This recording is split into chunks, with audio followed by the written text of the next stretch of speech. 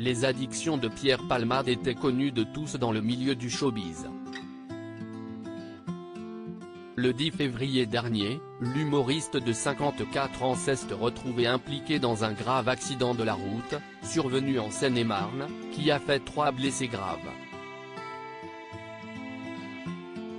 Depuis, les amis du comédien se sont fait plutôt discrets, évitant de réagir publiquement à cette sombre affaire.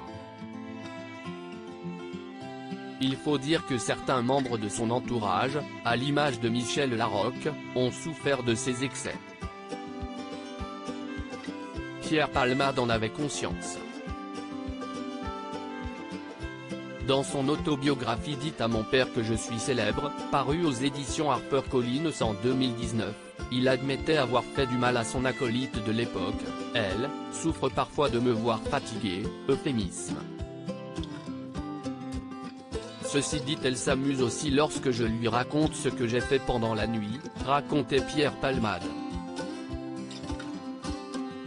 Si Michel Larocque s'est souvent sentie impuissante face aux excès de l'humoriste, elle est tout de même restée présente pour son camarade. Et elle n'est pas la seule. Dans les coulisses des Enfoirés, Jean-Jacques Goldman a lui aussi été témoin des addictions du comédien.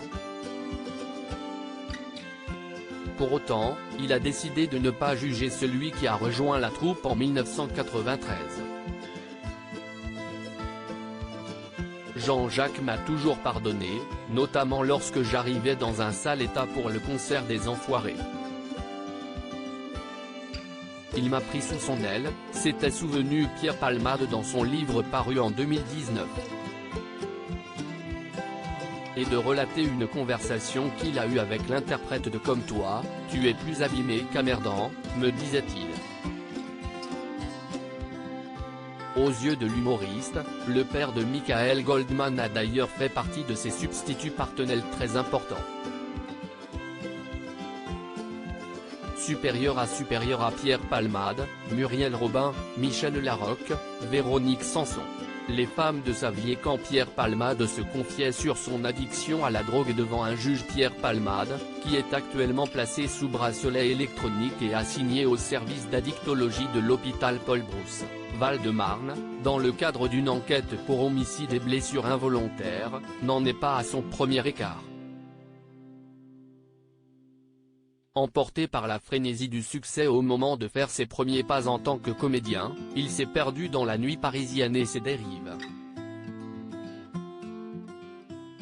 Résultat, en 1992, la police a mis la main sur un sachet de cocaïne caché dans sa table de chevet, comme l'a rapporté le Nouveau Détective, ce mercredi 22 février. Convoqué devant le juge, le complice de Muriel Robin a détaillé ses habitudes destructrices. 5 grammes de poudre blanche par semaine, soit 7 ou 8 rails par jour. Suite à cette audience, le procureur a requis 4 mois de prison avec sursis. Des mots qui ont profondément bouleversé le comédien. Je m'effondre. Mon avocat se lève. J'entends sa plaidoirie dans un état second. Il plaide la jeunesse, la fragilité. Je ne sais plus. Il se passe 8 jours entre le procès et le verdict. 8 jours pendant lesquels j'ai sérieusement envisagé de mourir si on me parlait de prison. Même avec sursis, a écrit Pierre Palmade dans son autobiographie dite À mon père que je suis célèbre. Finalement, l'humoriste a été condamné à 10 000 francs d'amende. Crédit photo, agence.